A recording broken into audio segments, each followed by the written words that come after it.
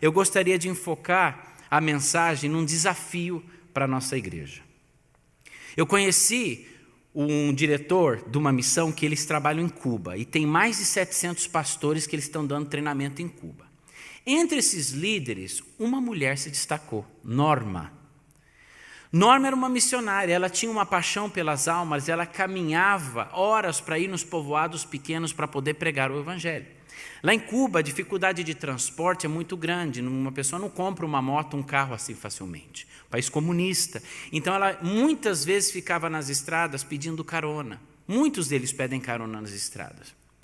Numa ocasião, um caminhão parou e falou para ela, sobe. Ela subiu na caçamba e o caminhão começou a andar. Quando ela olhou, tinham vários homens na caçamba desse caminhão que também tinham pego carona, outros que vinham dos trabalhos. E existe um abuso muito grande, muitos casos de abuso em Cuba. E quando ela se deu conta do perigo, ela abaixou a cabeça e começou a orar. E quando ela abaixou a cabeça, ela notou que alguém tocou por detrás. Quando ela olhou para ver quem era, do outro lado, outra pessoa tocou. E aqueles homens começaram a avançar em cima dela, em cima da caçamba do caminhão. E naquele momento, em vez de gritar de desespero, em vez de ficar apavorada, ela levantou a voz e disse, foi por isso que Jesus morreu na cruz por vocês. Pelo teu pecado, pelo teu abuso. Foi por isso que naquela cruz ele derramou o sangue e ofereceu perdão para a tua vida. E começou a pregar o evangelho para aqueles homens. Eles desesperados bateram para o motorista parar o carro, parou o carro, mandou ela embora, não aguentaram a pregação do evangelho. E Deus a livrou dessa forma. Essa história chegou nos ouvidos do executivo, um dos maiores executivos da Coca-Cola em Geórgia, em Atlanta. E ele conversou com o diretor dessa missão e falou, eu quero visitar Norma, eu quero conversar com ela, eu quero escutar o testemunho dela. Posso ir com você na próxima viagem? Ele falou, pode. Levou esse homem, ele foi lá, começou a escutar os testemunhos de Norma na sala da casinha dela. E chegou um momento que ele falou para o tradutor, olha, eu quero abençoá-la, eu quero dar um veículo para ela, um carro, uma moto, alguma coisa que vai facilitar o ministério dela, mas não diga nada, só pergunte para ela o que é que ela precisa para que o ministério dela cresça ainda mais. Aí o tradutor perguntou. Ela parou e pensou e disse, eu não sei o que eu vou pedir para esse homem. Aí ela levantou a Bíblia dela assim e falou, eu tenho minha Bíblia, o que eu preciso mais? Aí ela falou, eu já sei. Na hora ela mudou, eu já sei, isso mesmo que eu pensei várias vezes que eu precisava e não conseguia. E ele falou o que é? Ela falou, eu preciso de uma lanterna. E o tradutor olhou e falou, o executivo da Coca-Cola em Atlanta, que foi com um jatinho visitá-la em Cuba. Eu preciso de uma lanterna. Porque com uma lanterna eu não tenho que me preocupar de voltar antes do pôr do sol, porque tem vilarejo que não tem estrada para poder chegar, são lugares muito difíceis e de noite, para eu pegar carona na estrada, eu tenho que andar muito e não dá para ver nada e é perigoso, tudo escuro, você não vê um palmo à frente. E com uma lanterna, eu iria dar estudo bíblico, eu ficaria até meia-noite na casa dos irmãos, eu evangelizaria, e todo mundo trabalha, à noite eles estão em casa, o povo ia vir, ia ser uma maravilha. Homem, me deu uma lanterna. Qual que era a prioridade de Norma? A prioridade de Norma era pregar o evangelho de Cristo, era alcançar o perdido. E qual era a necessidade de Norma? Uma lanterna. Com a minha Bíblia e uma lanterna, eu posso fazer muito. Qual é a tua prioridade? Qual é a tua necessidade? Nem sempre a nossa prioridade é a prioridade de Deus. Nem sempre as coisas que colocamos em primeiro é o que Deus coloca em primeiro. E numa ocasião, o povo de Israel tinha esquecido a sua prioridade. Tinha esquecido o que Deus tinha pedido para eles. Tinha esquecido o que Deus requisitava deles. E Deus traz uma palavra através do profeta Ageu. E é essa palavra que eu gostaria que nós abríssemos os nossos corações nessa manhã, para poder receber de parte do Senhor. Ageu capítulo 1, nós vamos ler do versículos 1 ao 15, uma porção grande, porém muito poderosa. No momento de apatia, no momento que o povo estava vivendo prioridades trocadas, Deus traz uma palavra que eu acredito que também para nós hoje, que muitas vezes temos trocado a nossa prioridade. Ageu está no final do Antigo Testamento, se você quiser ir no índice. Alguns, quando a gente prega em alguns textos menos lidos, às vezes é difícil. Mas vai lá, está no finalzinho. Capítulo 1. Vamos ler do versículo 1 ao 15. Diz assim a palavra do Senhor: no segundo ano do rei Dario, no sexto mês, no primeiro dia do mês, veio a palavra do Senhor por intermédio do profeta Ageu, a Zorobabel, filho de Salatiel, governador de Judá, e a Josué, filho de Josadaque, o sumo sacerdote, dizendo: assim fala o Senhor dos exércitos. Esse povo diz: não veio ainda o tempo em que a casa do Senhor deve ser edificada. Veio, pois, a palavra do Senhor por intermédio do profeta Ageu, dizendo: acaso é tempo de habitardes vós em casas apaineladas, enquanto essa casa permanece em ruínas? Ora, pois, assim diz o Senhor dos exércitos: considerai o vosso passado. Tendes semeado muito e recolhido pouco, comeis, mas não chega para fartar-vos, bebeis, mas não dá para saciar-vos, vestivos, mas ninguém se aquece, e o que recebe salário, recebe-o para pô-lo num saquitel furado. Assim diz o Senhor dos exércitos: considerai o vosso passado. Subi ao monte, trazei madeira e edificai a casa, dela me agradarei e serei glorificado, diz o Senhor. Esperastes muito, e eis que veio a ser pouco, e esse pouco, quando o trouxestes para casa, eu com um assopro dissipei. Por quê? Diz o Senhor dos exércitos: por causa da minha casa, que permanece em ruínas, ao passo que cada um de vós corre por causa da sua própria casa. Por isso o céu sobre vós retém o seu orvalho, e a terra e os seus frutos. Fiz vir a seca sobre a terra, sobre os montes, sobre o cereal, sobre o vinho, sobre o azeite e sobre a terra que produz. Como, porém, sobre os homens, sobre os animais, sobre o trabalho das mãos. Então Zorobabel, filho de Salatiel, e Josué, filho de Josadaque, o sumo sacerdote, todo o resto do povo atenderam à voz do Senhor, seu Deus, e às palavras do profeta Ageu, as quais o Senhor, seu Deus, tinha mandado dizer ao povo. E o povo temeu diante do Senhor.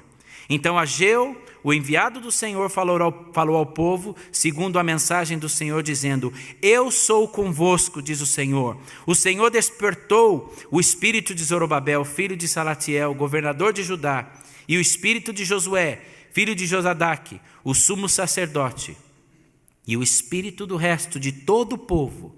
Eles vieram e se puseram ao trabalho na casa do Senhor dos exércitos, seu Deus, ao 24º dia do sexto mês. Meus irmãos, para entender um pouco o contexto dessa história, o povo tinha ido ao cativeiro. 70 anos na Babilônia. E Deus prometeu que um dia ia tirá-los e trazer de volta para Jerusalém.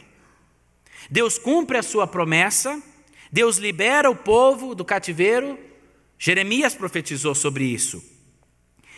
E um remanente saiu com Zorobabel. O primeiro, que eles foram para reedificar o altar e o templo do Senhor. 50.000 saíram nesse primeiro remanente. O segundo foi com Esdras. E Esdras se enfocou muito mais na reedificação do povo. 70 anos, uma geração nova já havia ali. Era necessário um trabalho de discipulado, um trabalho de ensinar os caminhos do Senhor. O terceiro remanente saiu, muito famoso, com Neemias, quando reconstruíram os muros. E um último remanente que não se escreve em nenhum desses livros que acabamos de mencionar, voltou, ficaram lá em Babilônia, é aquele remanente que a gente lê no livro de Esther, que apesar de não estar escrito que eles voltaram, ou que se importaram em realmente querer voltar para Jerusalém, Deus foi fiel à sua promessa E quando houve um complô para matar-lhes, Deus os protegeu e usou Ester para isso. Nesse contexto, o primeiro remanente que chegou para reconstruir, eles reconstruíram o altar. Estavam empolgados, amados, pousando e se levantando. E eles tiveram que parar a construção. Mas essa parada não foi de um mês ou um ano, senão que se passaram 14 anos aonde estavam ali as ruínas do templo. E aí foi quando Deus traz essa palavra através de Ageu. Diante de uma apatia espiritual, eles se acostumaram a estar sem o templo. O tema dessa conferência, que está escrito aqui, nós podemos ver na tela, onde estão os seus frutos? Talvez você sabe, talvez você conhece um pouco do teu vizinho e sabe o que ele tem feito, mas Deus é o que conhece realmente o que nós estamos dando, o que nós estamos fazendo, a nossa realidade e as nossas prioridades. Existem 3 movimentos nesse texto que nós lemos. O primeiro mostra o coração do povo. O segundo traz a exortação de Deus. E o terceiro traz a resposta do povo. Como estava o coração do povo naquele momento? O povo não estava priorizando o que Deus priorizava. Agora lembre-se disso, não era qualquer povo. Era o povo que tinha decidido, depois de estar ali, de ter suas casas já no cativério, já estar acostumados, gerações novas que nunca nem tinham conhecido, decidiram ir para o lugar onde Deus tinha para eles. Pessoas fiéis, pessoas que amavam a Deus. Esses foram os que não priorizaram em determinado momento o que Deus priorizava. Eles pararam a construção e eles passaram anos sem ter aquele templo reconstruído. Eles não deram importância para o que Deus estava dando importância. Mas a construção do templo não significava simplesmente um edifício. Era a presença de Deus, era a glória de Deus presente ali entre o povo. Mas ainda mais do que isso, não era somente a glória de Deus e a presença de Deus, mas nós lemos em Reis, quando Salomão dedicou o primeiro templo, ele disse essas palavras: para que todos os povos da terra saibam que o Senhor é Deus e que não há outro. Isso foi no final da oração de Salomão na dedicação do primeiro templo. Não é só para nós, não é só para nossa comodidade, mas é para que as nações saibam que tu és o Senhor. E eles não deram importância para a construção desse templo. A missão no Antigo Testamento era centrífuga. Os povos olhavam para Israel e temiam ao Senhor através da obediência que o povo de Deus tinha. Quando o povo obedecia, na própria dedicação do templo, para que as nações vissem algo acontecendo. Quando o povo voltou e começou a fazer, as nações começaram a temblar. Mas eles não deram importância para isso. Eles passaram 14 anos.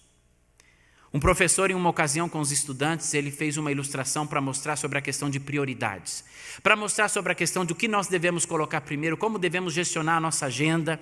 E ele trouxe um vaso, colocou na frente e trouxe vários recipientes. O primeiro tinha pedras grandes, ele colocou dentro desse vaso. E as pedras foram entrando até que chegou em cima e não cabiam mais. Perguntou para os alunos: cabem mais? Eles disseram: não cabe mais nada nesse vaso. Ele trouxe o segundo recipiente com algumas pedras pequenas e foi derramando e foi se encaixando entre as pedras grandes. Ele olhou para os alunos e falou: e agora, cabe mais alguma coisa? Os alunos, já meio desconfiados, falaram: olha, não sei. Ele trouxe areia, derramou a areia e a areia foi penetrando entre os vãos.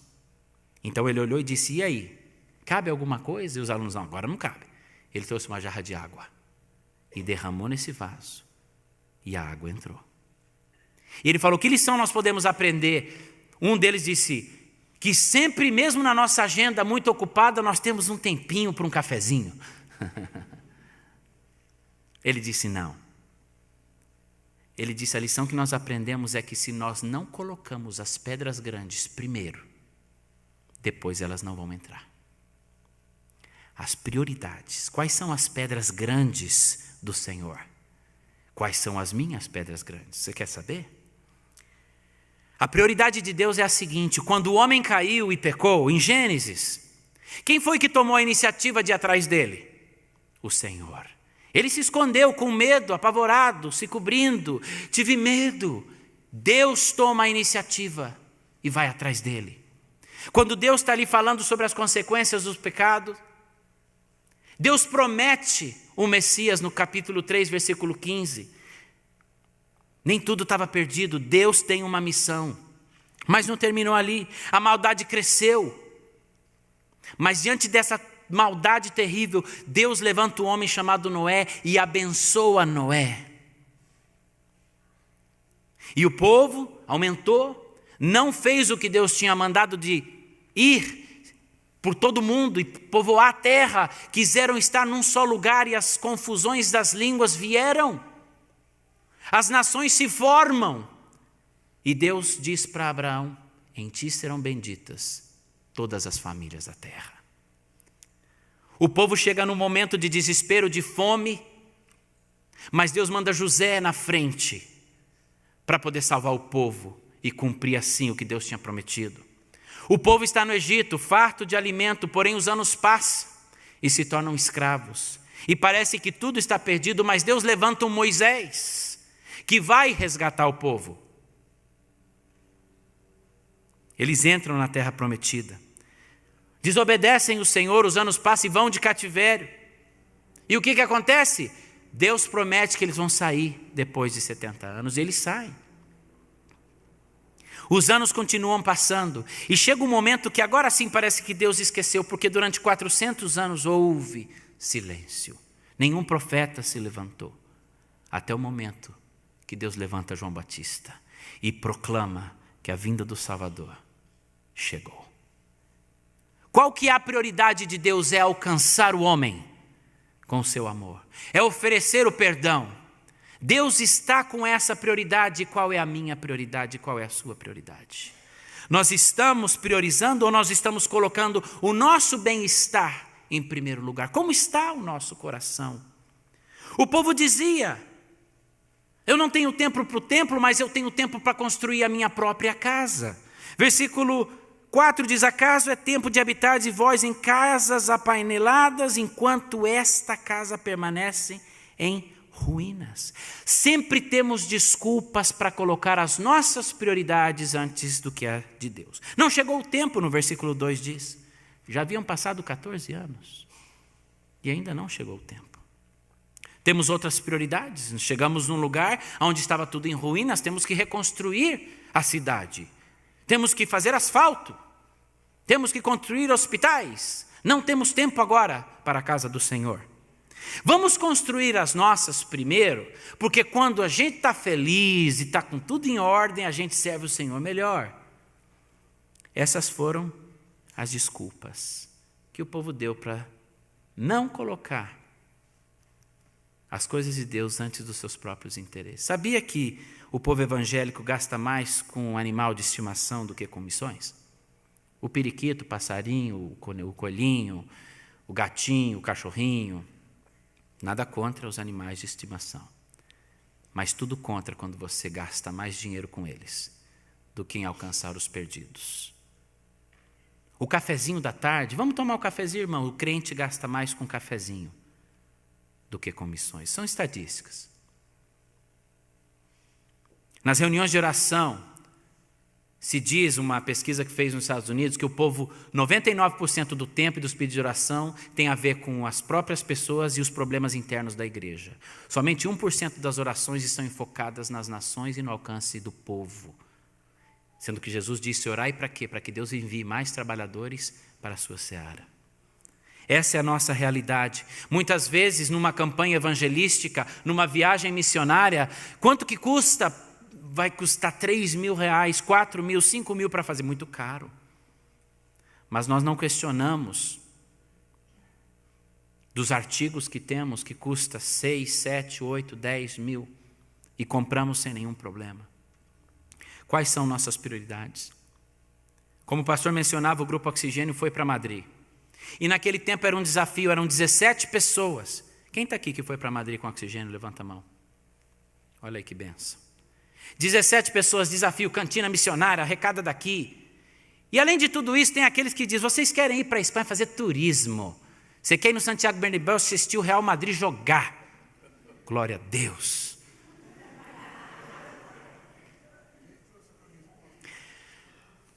Esse esforço, eu estava analisando minhas notas, e eu quero dizer para vocês do oxigênio que foram para lá e toda a igreja que enviou. 4.000 pessoas escutaram o evangelho naquele verão. 70 pessoas entregaram suas vidas para Jesus. Que bênção, não é verdade? 3 semanas atrás, sabe o que aconteceu? Eu estava num evento. Sabe quem fez teatro nesse evento? Grupo Oxígeno. A versão espanhola do oxigênio está lá. Fizeram um evento, vieram um monte de gente. 25 almas entregaram suas vidas e disseram, eu quero Jesus. Qual é a sua prioridade? Talvez até hoje você diga, eu não invisto nesses grupos, vai por aí não. Não invista não tem problema não, Deus vai fazer sem você. Que pena você não participar disso, porque é uma coisa gloriosa. As prioridades, o coração do povo estava colocando as prioridades de Deus em segundo e colocando o seu bem-estar em primeiro. Agora que interessante, o rei Davi, ele mostra uma outra realidade. O rei Davi estava tão constrangido com o que ele tinha, que ele disse assim, eu moro numa casa de cedro enquanto a arca de Deus está dentro de uma tenda. Está lá em 2 Samuel 7:2. Mas ele não para aí. Ele em 1 Crônicas 21, 24, ele diz assim, como eu posso oferecer ao meu Deus algo que não me custe nada? Mas ele não só fez isso, ele deixou um legado para as futuras gerações. Lá em 1 Crônicas 22 ele diz assim, meu filho Salomão é jovem, inexperiente, e o templo que será construído para o Senhor deve ser extraordinariamente magnífico, famoso e cheio de esplendor à vista de todas as nações. Por isso deixarei tudo preparado para a construção. Assim Davi deixou tudo preparado antes de morrer. Qual que é o legado que ele deixou para Salomão? Salomão construiu aquele templo magnífico, com tudo deixado por Davi. Ele priorizou as coisas de Deus antes da dele. E por isso as nações tremeram diante do Senhor. Assim estava o coração do povo, e eu pergunto para você essa manhã, como está o teu coração? Quais são suas prioridades? E agora vem a exortação de Deus. Considerai os vossos caminhos. No texto aparece considerai o vosso passado. Essa palavra passado no original quer dizer trajetória e caminho. Em algumas traduções, a inglesa e a espanhola traduz considerai os vossos caminhos, a vossa trajetória. Em português está considerai o vosso passado. Mas tem a ver com o quê? Olhe de onde eu tirei vocês. Olha tudo que eu fiz por vocês. Deus sempre lembra o povo. E aqui Deus está falando, vocês estão priorizando as vossas vidas, considerai os vossos caminhos. E Deus manda, vocês têm que edificar a minha casa, no versículo 8, subi ao monte, trazei madeira e edificai a casa, dela me alegrarei e serei glorificado, diz o Senhor. O pastor Satya, ele mora num povoado pequenininho lá na Índia. Eu tive a oportunidade de conhecê-lo, de pregar na sua igreja, e fizemos uma parceria com ele. Nós temos 120 pastores que nós apoiamos como missão, e esse pastor, ele chegou nesse povoado há 25 anos atrás e não tinha um crente. Ele e a sua família alugou um lugarzinho pequenininho e ali dormiam todos juntos. A família cresceu. O indiano não tem muita televisão, tinha 4 filhos. Ele começou a fazer a obra de evangelista, pregar o evangelho. Eu não vou me alargar com esse testemunho, mas eu quero dizer para vocês, o pastor Satya morreu há 6 meses atrás de câncer. Nós acompanhamos durante 1 ano na luta que ele teve, mas eu quero dizer para vocês, há 1 mês e meio atrás eu estava na cidade onde ele começou a primeira igreja. E nós juntos ali estávamos celebrando 25 anos da igreja. A igreja hoje tem 1.000 membros, 4 congregações e está expandindo. Mas aquele homem, ele edificou a casa do Senhor naquele lugar. Ele priorizou. Ele construiu o primeiro templo antes de construir sua primeira casa. E num pedacinho de terreno no fundo da igreja, ele construiu um cômodo para dormir com seus 4 filhos e a sua esposa dentro de um quartinho, mas a igreja tinha espaço para os membros. Ele construiu. Os filhos dele, John e Sammy, os 2 homens e as 2 meninas, estudaram, cresceram. O Johnny foi preparado para o ministério, Sammy foi para a universidade, e agora, como o pai deixou um legado, eles estão dando continuidade. E se Deus quiser, com a ajuda do Senhor e de igreja, nós estamos comprometidos a ajudar 30 novos líderes naquela região, para alcançar 30 novos povoados e plantar igrejas naquele lugar. Porque um homem saiu da sua terra e foi para um povoado distante que não tinha um crente e disse: eu vou edificar aqui a casa do Senhor, eu vou priorizar o que Deus tem para mim. Meus irmãos, Deus nos deu a salvação. Deus nos fez parte do corpo dele. Deus tem feito muitas coisas nas nossas vidas e Ele está perguntando hoje para mim e para você: considerem os vossos caminhos. Considerem os vossos caminhos. Deus nos manda estar envolvidos na sua obra. Sabemos disso. Mateus 28:19, portanto, ide e fazei discípulos de todas as ações, batizando em nome do Pai, do Filho e do Espírito Santo. O imperativo aqui é fazer discípulos. Na verdade, o fazer não tem no original, é só discipular. E como que você vai discipular? Indo, que é o que diz aqui, ide, batizando e ensinando todas as coisas que Ele mandou. Deus nos manda. Atos 1:8, já lemos: mas recebereis o poder quando tenha descido o Espírito Santo e sereis testemunhas, tanto em Jerusalém, Judéia e Samaria, até os confins da terra. Deus já nos mandou construir o templo e nos manda hoje fazer a sua obra. E qual é a resposta que temos dado? Estamos considerando? Estamos analisando? Você pode sair essa manhã daqui da mesma maneira que entrou, mas eu te desafio a escutar essa palavra de Deus e considerar os vossos caminhos. Porque é agora onde a gente vai ver qual foi a resposta do povo de Deus no versículo 14. Eles se envolveram, eles obedeceram. O povo de Israel nem sempre obedeceu, mas nesse caso, o Senhor despertou o espírito de Zorobabel, versículo 14, filho de Salatiel, governador de Judá, e o espírito de Josué, filho de Josadaque, o sumo sacerdote, e o espírito do resto de todo o povo. Eles vieram e se puseram ao trabalho na casa do Senhor dos exércitos, o seu Deus. O povo respondeu dizendo: aqui estou, vamos reconstruir a casa do Senhor. Eles deixaram de lado as desculpas, que tinham muitas, se lembrem? Eles colocaram mão à obra e fizeram. E sabe o interessante? É que eles, quando obedeceram ao Senhor, o Senhor prometeu que estaria com eles e os prosperaria. Às vezes, nós achamos que quando nos importamos com o nosso e não fazemos o de Deus, nós seremos prosperados. Mas nesse mesmo texto que nós lemos, vocês viram que eles trabalhavam, mas não colhiam o seu fruto. Muitas vezes nós estamos num afã de fazer o que queremos, mas nunca temos. Existe uma frase que eu escutei de um professor do seminário que ele dizia assim: nós temos o que não queremos e queremos sempre o que não temos. Um amigo meu comprou um iPhone 6S e estava tão feliz com o iPhone 6S. Era o melhor iPhone, tinha um montão de histórias e coisas, estava feliz e mostrando: olha o meu iPhone 6S. Ele estava feliz até o dia que o 7 saiu. Ele tem o que ele não quer e ele quer o que ele não tem. E não é assim com aquele carro, com aquela cortina bonita, ou com aquele jogo de jantar, até o dia que você foi convidado para jantar na casa do teu amigo e viu um mais bonito. Tudo fica feio. Nunca estaremos satisfeitos até o momento que coloquemos Deus em primeiro lugar, porque Ele é a nossa satisfação. Lembrais da norma. O que você precisa para estar satisfeito? Eu tenho uma Bíblia e eu tenho uma lanterna.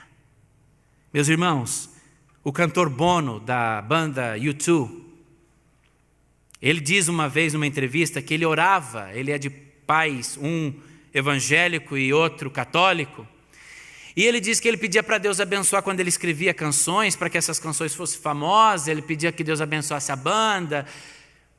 Um dia ele conversando com um pastor, esse pastor olhou para ele e falou assim: Bono, por que você não para de pedir para Deus abençoar tuas coisas? E começa a se envolver no que Deus está fazendo. Não coloque Deus nos teus negócios, mas se coloque nos negócios de Deus. E foi aí aonde ele se deu conta do egoísmo e começou a fazer um monte de obra e social. E hoje ele tem uma influência muito maior do que as suas músicas, do que em fazer shows. Ele já esteve na plataforma da ONU, dando discurso em vários lugares. E ele nunca negou que ele crê que Jesus Cristo é o caminho. Não vou questionar o seu testemunho, que se ele vai na igreja ou não vai. A única coisa é que todo lugar, toda entrevista, quando pergunta, você crê em Deus? Ele é claro que eu creio em Deus. Como eu não poderia? Da onde você e eu viemos? Ele testemunha. Será que nós estamos pedindo para Deus nos abençoar? Será que nós estamos pedindo para Deus nos dar poder para cumprir a nossa missão? Ou nós estamos abraçando a missão de Deus? Porque Deus tem uma missão e Ele vai cumprir a sua missão. Estou eu disposto a participar? Ou quero viver uma vida medíocre, onde eu ganho muito, gasto muito, faço muito, mas quando vem um vento sopra tudo, e amanhã depois, todos nós iremos para o mesmo lugar, debaixo da terra. E o que temos feito? Qual é o legado que temos deixado? Com essa mensagem, meus irmãos, eu gostaria que nós pensássemos e olhássemos para o nosso coração. Está o nosso coração como o coração do povo, que até era fiel ao Senhor, obediente, foi ali, quis reconstruir, mas caiu numa apatia espiritual, igual que muitas vezes nós, quando nos convertemos, estamos cheios e queremos comer o mundo. Mas o tempo passa e não damos mais importância pela presença do Senhor. Deus nos traz essa palavra e nos pergunta quais são as tuas prioridades, as minhas prioridades. E quando Ele nos diz essa palavra, a última pergunta é: como eu vou responder? De que maneira você vai responder hoje, nessa manhã, a palavra do Senhor? Existem muitas maneiras de fazer isso. E Deus vai te direcionar para a maneira que você tem que fazer isso. E a minha oração é que a nossa resposta seja a mesma que o povo deu, de obediência, colocar as mãos à obra e não mais usar desculpas. Para que assim, como Salomão orou, dedicando o templo, nós possamos orar e ver as nações conhecendo o único Deus Todo-Poderoso. Oremos. Pai, nós te agradecemos pela tua palavra e queremos recebê-la nessa manhã com o coração aberto. Queremos dizer sim. Queremos nos colocar mãos à obra. Não queremos mais usar de desculpas. Não queremos priorizar nossos interesses. Custe o que custe, Senhor, nós queremos colocar o Senhor em primeiro. A seara é grande, os trabalhadores são poucos. As necessidades são muitas, mas quando olhamos para o mundo e olhamos para o Senhor, sabemos que o Senhor é um Deus tão grande, tão poderoso e que tem uma missão, desde Gênesis, de alcançar aquele que um dia virou as costas para o Senhor. E eis-nos aqui, queremos responder a Ti. Envia-nos, em nome de Jesus. Amém.